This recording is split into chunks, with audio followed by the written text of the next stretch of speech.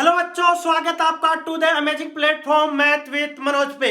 आज से हम स्टार्ट कर रहे हैं 12th मैथ की क्लासेस और आज से हमारा पहला चैप्टर जो है वो है रिलेशन एंड फंक्शन। तो हमें रिलेशन एंड फंक्शन के चैप्टर में पता होना चाहिए कि रिलेशन होता क्या है। तो हम स्टार्ट करेंगे व्हाट इज रिलेशन। और रिलेशन का सबसे ज्यादा यूज जो हमारे घर में ही होता है, क्योंकि आपका जो रिलेशन होता है वो हर किसी के साथ इंडिविजुअली अलग अलग होता है। वो कैसे, मैं आपको समझाने की कोशिश करता हूं।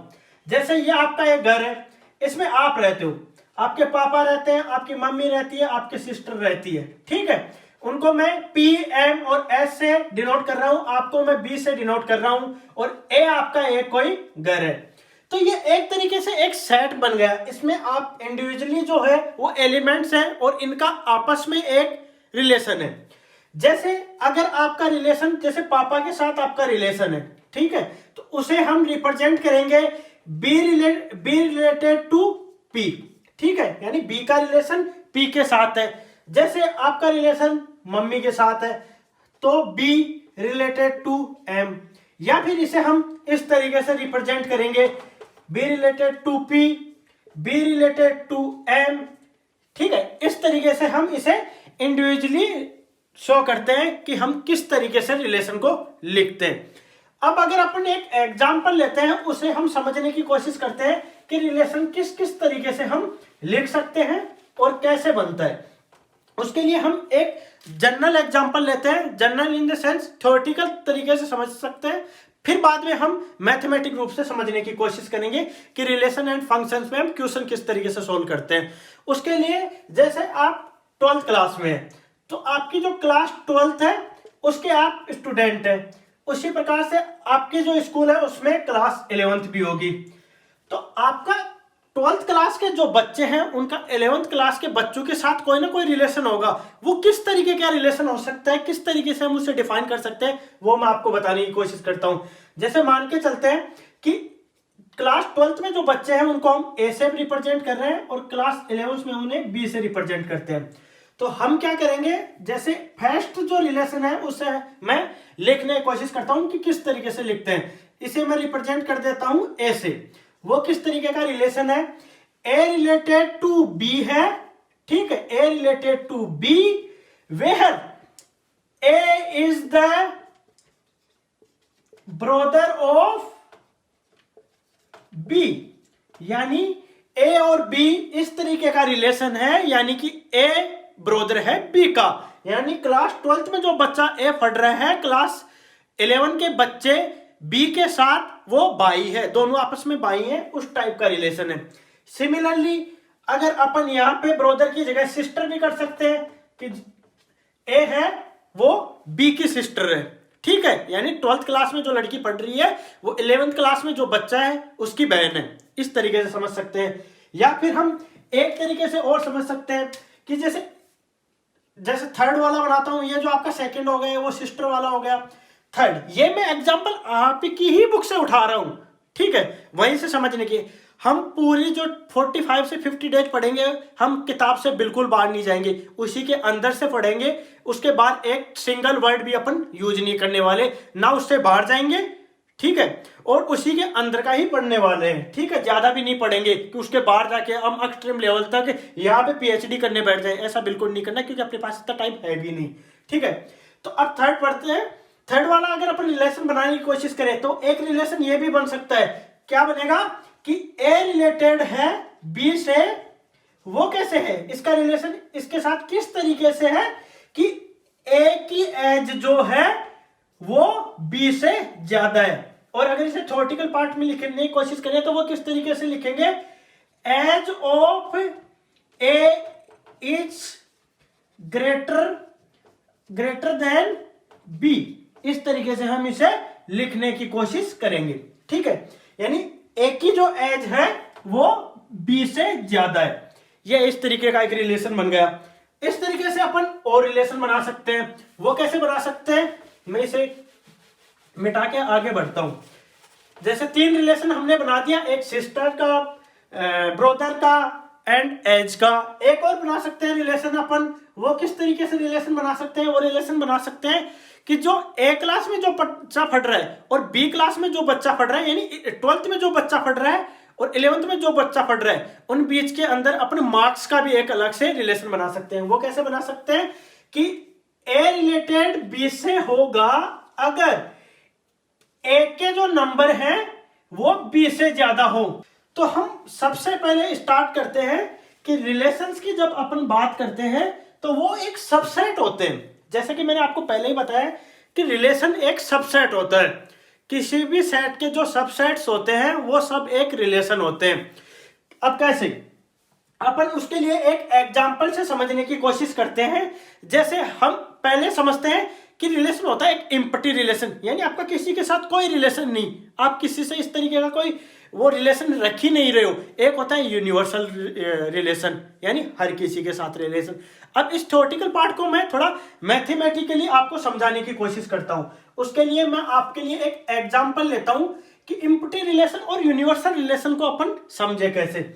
जैसे A इक्वल टू एक सेट लेता हूं जिसमें 1 2 3 4 इस तरीके का एक नंबर है, ये एक सेट है, ठीक है। अब मैं रिलेशन डिफाइन करने की कोशिश करता हूं मैथमेटिकली। गलती से बोल दिया, रिलेशन किस तरीके से डिफाइन होता है। अब रिलेशन किस तरीके से डिफाइन होता है, जैसे मैं रिलेशन डिफाइन कर रहा हूं, रिलेशन इज इक्वल टू यहां होगा रिलेशन क्या होगा, A comma B belongs to R, यानी relation if R is equal to A minus B equal to 10 हो जाए, तो हम इस तरीके का एक रिलेशन डिफाइन करेंगे। अब आपको लगता है कहीं ना ऐसा पॉसिबल हो सकता है कहीं कि दिया हुआ जो ऊपर की साइड में अपन को सेट है उसमें से अपन ए और बी चूज करें, उनको माइनस करें तो अपन को 10 मिल जाए। लगता है आपको कहीं मिलेगा? कोई भी, जैसे इसको ए मान लूं, इसको बी मान लूं, या फिर इसको ए मान लूं, इसको बी मान लूं, कुछ भी मान लूं मैं, तो कहीं लगता है आपको कि इसको माइनस करने पे 10 होगा? कहीं नहीं होता, ऐसा हो ही नहीं सकता। इस वाले सेट में, मैं पर्टिकुलर इस वाले सेट की बात कर रहा हूं, इस वाले सेट में ऐसा पॉसिबल नहीं है। इसलिए क्या होगा, ऐसा कोई रिलेशन बनेगा ही नहीं, तो ये होगा एम्प्टी रिलेशन, ठीक है। ये क्या होगा, एम्प्टी रिलेशन, ठीक है। अब इसी सेट में एक अलग रिलेशन में डिफाइन करने की कोशिश करता हूं, वो क्या, ए रिलेटेड टू बी, और जो रिलेशन है वो रिलेशन इस तरीके का है कि mod of A minus B है वो ग्रेटर देन इक्वल 0। ये जो क्वेश्चन है मैं आपकी ही बुक से पढ़ा रहा हूं, ठीक है। ये कहीं अलग से नहीं आ रहा, आप बुक खोल के देखना, या आप साथ में लेके बैठो इस वीडियो को, अगर आप देख रहे हो तो आप उसी में देखो, मैं वहीं से बताने की कोशिश कर रहा हूं, तो आपका एग्जाम्पल भी एक तरीके से क्लियर हो जाएगा। अब वो देखो आप, A minus B is greater than 0। अब ये क्या हो गया, अगर अपन इसमें से कोई भी एलिमेंट उठाते हैं, 1 उठाओ, 2 उठाओ, 3 उठाओ, या फिर 4 उठाओ, कुछ भी उठाओ, इसको ए मान लो या इसको बी मान लो, किसी को कुछ भी मानो, और अगर आप इस पे यहाँ पे पुट करते हो, जैसे मैं 1 और 2 ले रहा हूं, जैसे 1 इज रिलेटेड टू 2, वो कैसे, ये किस रिलेटेड कैसे होगा, मैं पहले से क्यों बोल रहा हूं, क्योंकि अगर 1 माइनस 2 मॉड ग्रेटर देन 0 कर रहा हूं, तो ये क्या हो गया, 1 हो गया, जो कि ग्रेटर देन है 0 से। मतलब आपने जो रिलेशन हमारे लिए जो डिफाइन कर रखा है वो हमने सही कर दिया, इस वजह से ये 1 रिलेटेड हो गया 2 से। इस तरीके से ये क्या हो गया, ये हो गया यूनिवर्सल रिलेशन। ये क्या हो गया, यूनिवर्सल रिलेशन, ठीक है। ये आप समझ गए कि एम्प्टी रिलेशन और यूनिवर्सल रिलेशन क्या होता है। अब अगर आपकी एग्जाम में कहीं पे आपसे ये पूछ ले इन थ्योरेटिकल पार्ट कि 1 नंबर के 2 नंबर के क्वेश्चन में कि what is universal relation, what is empty relation, तो अगर इन थ्योरेटिकल पार्ट 1 या 2 नंबर के क्वेश्चन में आपसे एम्प्टी रिलेशन और यूनिवर्सल रिलेशन के बारे में आपसे कोई पूछ ले, तो आपको उस पर लिखना है कि एम्प्टी जो रिलेशन होता है, A relation in A set is called empty relation if no element of A is related to any element of A, that is, ये क्या हो गया, R equal to 5 subset of A cross A।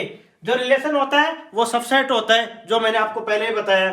और जो इस तरीके का जो रिलेशन अपने पास बनेगा, यानी किसी अदर एलिमेंट से रिलेट नहीं करेगा, उसे हम, कोई भी एक रिलेशन अगर किसी सेट में नहीं बनता है तो उसे हम एम्प्टी रिलेशन बोलते हैं। और यूनिवर्सल रिलेशन में क्या होगा कि हर एक जो एलिमेंट होगा वो किसी दूसरे एलिमेंट के साथ किसी ना किसी रिलेशन में बंधा होगा, उसे हम यूनिवर्सल रिलेशन बोलेंगे। हर एक एलिमेंट की यहाँ पे बात हो रही है। और ये दो जो रिलेशन होते हैं उन्हें कहीं ना कहीं ट्रिवियल रिलेशन भी बोला जाता है, ठीक है। अब बात आती है आगे की कि हम इन सब रिलेशन को पढ़ रहे हैं, तो एक एग्जाम्पल के जरिए, जैसे मैंने आपको पहले ही बताया है, वैसे इसके लिए क्लियर करने के लिए मैं आपको एक एग्जाम्पल और बता देता हूं। इम्पटी रिलेशन क्या होता है? इम्पटी रिलेशन वो होता है जिस रिलेशन में एक भी रिलेशन अपन को नहीं मिले, जिस सेट में अपन को एक भी रिलेशन नहीं बने, उसे हम इम्पटी रिलेशन बोलते हैं। और अगर सब जो भी अपने एलिमेंट अगर किसी सेट से चूज करते हैं, वो एलिमेंट उस सेट के किसी दूसरे एलिमेंट के साथ किसी भी स्थिति में रिलेटेड है, कोई भी कंडीशन लगा के अगर रिलेटेड है, जो कंडीशन अपन को गिवन है, किसी एक्सटर्नल की बात नहीं कर रहा मैं कि आप कहीं खुद से रिलेशन बना के आप चिपका दो, नहीं, जो अपन को रिलेशन दिया है उस हिसाब से अगर वो उसमें किसी भी अलग एलिमेंट के साथ रिलेटेड है तो वो उस यूनिवर्सल रिलेशन में आएगा। अब वो कैसे, मैं आपको एक एग्जांपल और लेके क्लियर करने की कोशिश करता हूं। जैसे एक बॉयज स्कूल है, ठीक है, जिसमें ओनली बॉयज ही पढ़ते हैं, तो आपको दो रिलेशन दिए हुए हैं। दो रिलेशन कैसे दिए हुए हैं कि उस स्कूल में पढ़ने वाला ए और बी जो बच्चा है वो रिलेटेड है। वो किस तरीके से रिलेशन है उन दोनों का कि ए है, A is the sister of B. एक रिलेशन आपको ये दिया हुआ है और एक रिलेशन डैश ये दिया हुआ है, जो मैं अभी आपके इसी एग्जांपल में जो दे रखा है आपकी बुक में से वहीं से उठा लेता हूं। ये दिया हुआ है the difference between height of A and B is less than 3 metre. ठीक है, क्या बोल रहे हैं कि जो स्कूल में जो बच्चे पढ़ रहे हैं वो इस तरीके से रिलेटेड है। कैसे? ए और बी है वो इस तरीके से रिलेटेड है कि ए एंड बी है, उन दोनों के बीच में जो हाइट है उनकी हाइट जो है वो 3 मीटर से कम है। ठीक है, किस तरीके से? 3 मीटर से कम है हाइट। ठीक है, जो हाइट है वो 3 मीटर से कम है जितने भी बच्चे हैं। अब दो रिलेशन अपन को यहां पे मिल गए, एक आर है एक आर डैश है। तो बॉयज जो स्कूल है वहां पे आपको कहीं लगता है कि पहले वाला रिलेशन सही होगा। बॉयज स्कूल है उसमें इसका मतलब कोई गर्ल्स नहीं है, गर्ल्स नहीं है तो सिस्टर तो हो ही नहीं सकती, तो ये वाला जो रिलेशन होगा वो क्या होगा? Empty relation. और ये वाला जो रिलेशन होगा, जो भी बच्चे पढ़ रहे हैं 3 मीटर, 3 मीटर का मतलब 9 फुट, डिफरेंस 9 फुट से कम, उससे कम है, तो डेफिनेटली किसी के बीच में 1 फुट का होगा, 2 फुट का होगा, 3 फुट का डिफरेंस होगा, तो उन सबके बीच में 3 मीटर से तो कम ही हुआ ना डिफरेंस, तो ये तो यूनिवर्सल हो गया। तो ये क्या हो गया? Universal relation. ठीक है, तो इस तरीके का जो रिलेशन अपन पढ़ने वाले हैं वो होते हैं इम्पटी रिलेशन और यूनिवर्सल रिलेशन। अब हम आगे प्रोसीड करते हैं, आगे की तरफ बढ़ते हैं। इन बिटवीन अगर कोई एग्जांपल रह रहा है उसे आप खुद से ट्राई करिए, और अगर आपसे क्लियर नहीं हो रहा कि कोई क्वेश्चन कोई डाउट रह रहा है तो आप एग्जांपल के साथ डालिए, नीचे कमेंट सेक्शन में डाल दीजिए। आप कमेंट सेक्शन में लिखिए कि सर एग्जांपल नंबर दिस, ये वाली प्रॉब्लम कैसे सॉल्व करें, वो मैं आपको वहीं पे या तो मैसेज के थ्रू बता दूंगा या नेक्स्ट वाली वीडियो में मैं क्लियर करने की कोशिश करूंगा। अब बात आती है इक्विवेलेंस रिलेशन की। किस चीज की बात आती है? हम पढ़ेंगे इस वाले चैप्टर में एक्सरसाइज 1.1 में हम क्या पढ़ने वाले हैं? इक्विवेलेंस रिलेशन होता क्या है। ठीक है, क्या पढ़ेंगे? Equivalence relation. इक्विवेलेंस रिलेशन क्या होता है? तो इक्विवेलेंस रिलेशन पढ़ने से पहले हमें 3 रिलेशन के बारे में पता होना चाहिए। वो कौन से हैं? रिफ्लेक्टिव, सिमेट्रिक और ट्रांजिटिव। 3 रिलेशन। कौन से रिलेशन? रिफ्लेक्टिव, सिमेट्रिक और ट्रांजिटिव। मैं इनको इन शॉर्ट शो कर रहा हूं, ठीक है, ताकि टाइम ज्यादा वेस्ट ना हो। उसे हम किस जैसे अब रिफ्लेक्टिव जो रिलेशन है उसे हम किस तरीके से शो करेंगे? इफ ए अगर कोई सेट का एलिमेंट है तो वो खुद के साथ रिलेटेड होना चाहिए। इस तरीके के रिलेशन को हम क्या करेंगे? रिफ्लेक्टिव रिफ्लेक्टिव रिलेशन, सही बात है, उसे हम क्या बोलेंगे, रिफ्लेक्टिव रिलेशन। और जो ए है वो ए क्या होगा, वो बिलोंग करेगा ए से, ए जो ले रहे हैं वो all A belonging to A. बात करते हैं अगर सिमेट्रिक रिलेशन की। सिमेट्रिक रिलेशन का मतलब क्या होगा, अगर if A related to B, if A related to B, यानी अगर ए बी से रिलेटेड है और ऐसी कंडीशन को अगर सिमेट्रिक रिलेशन होना है तो उसका बी रिलेटेड टू ए होना जरूरी है for all A comma B belongs to A. ठीक है, अगर ए रिलेटेड टू बी है उसका सिमेट्रिक रिलेशन होने के लिए बी रिलेटेड टू ए होना कंपल्सरी है। अगर ऐसा नहीं होता तो वो सिमेट्रिक रिलेशन नहीं होगा। और अगर एलिमेंट ए दिया हुआ है तो ए का खुद के साथ रिलेशन होना जरूरी है, तभी वो रिफ्लेक्सिव रिलेशन होगा। समझ रहे हो, मैं जो लाइन बोल रहा हूं उसको बहुत ध्यान से सुनना है, क्योंकि अगर ये समझ में नहीं आ रहा तो फिर आगे का जो चैप्टर है, जो क्वेश्चन आप सोल्व करने जाओगे वो बिल्कुल समझ नहीं आएगा। अब बात करते हैं ट्रांजेक्टिव की। ट्रांजेक्टिव, अब ध्यान देखना, यहां पे इफ है, बाकी में इंप्लाइज कर रहा हूं, जो ये भी ध्यान देने वाली बात है। इफ अगर अपन को ये है तो वो होना चाहिए। ठीक है, समझ रहे हो, इफ अगर अपने पास ये चीज है तो इसका मतलब ये होनी चाहिए, अगर ये नहीं है तो अपन इसकी बात करेंगे ही नहीं। समझ रहे हो, वो कैसे, जैसे अपने पास अगर ये नहीं है तो अपन इसकी बात करेंगे ही नहीं, लेकिन अगर अपने पास ऐसा रिलेशन है तो ऐसा रिलेशन उसमें होना चाहिए, तभी वो सिमेट्रिक होगा।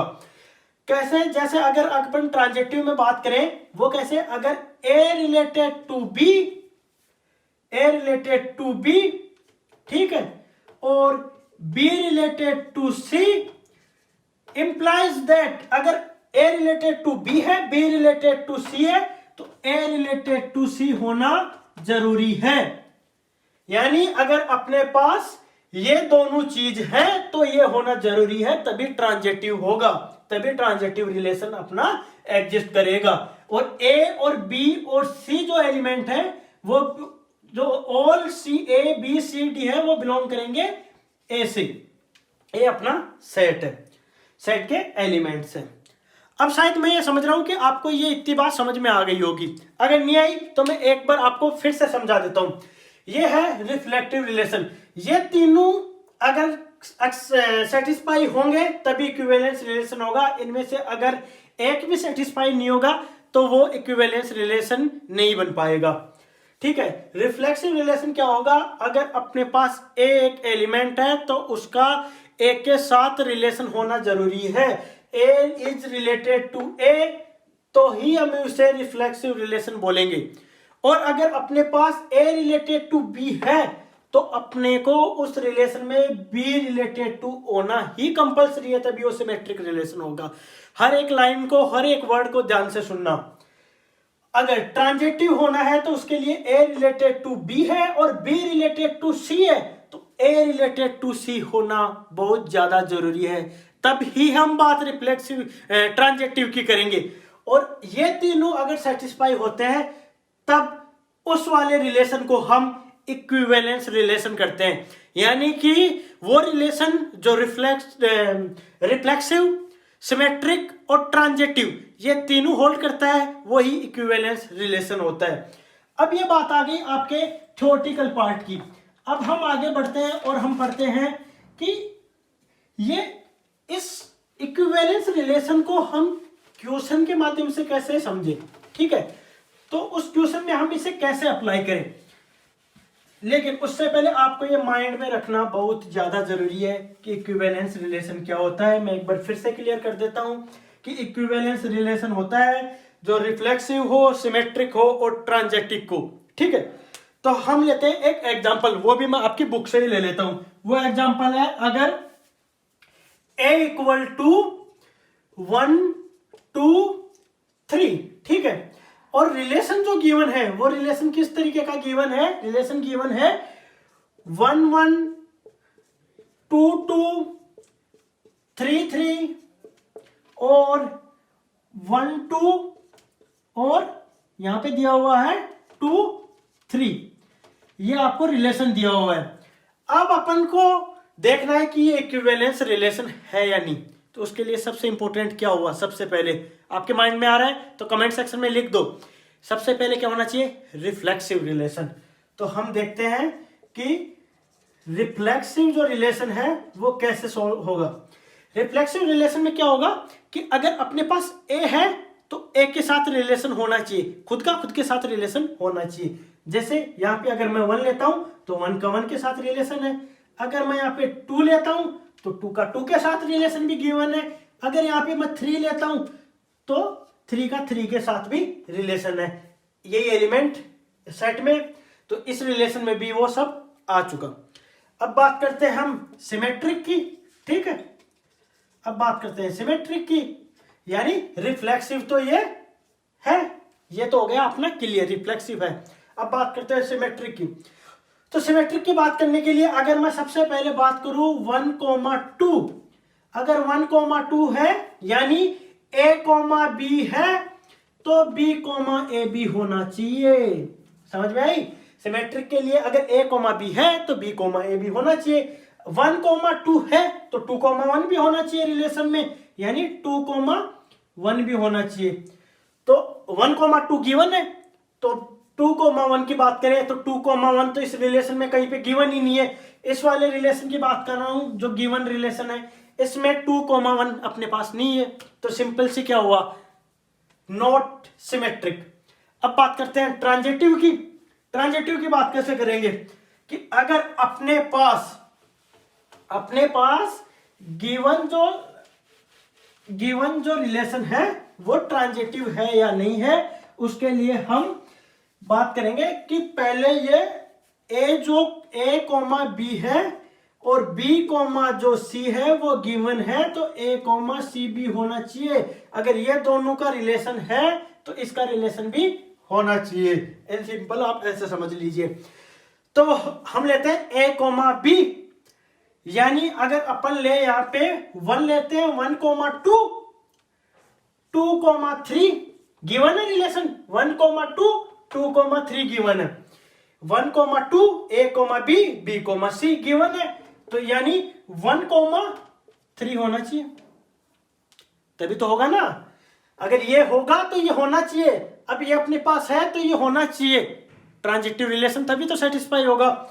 जबकि ऐसा तो हो ही नहीं रहा, अपन को मिल ही नहीं रहा, यहाँ पे 1,3 कहीं है ही नहीं। तो ये क्या होगा, नॉट ट्रांजिटिव।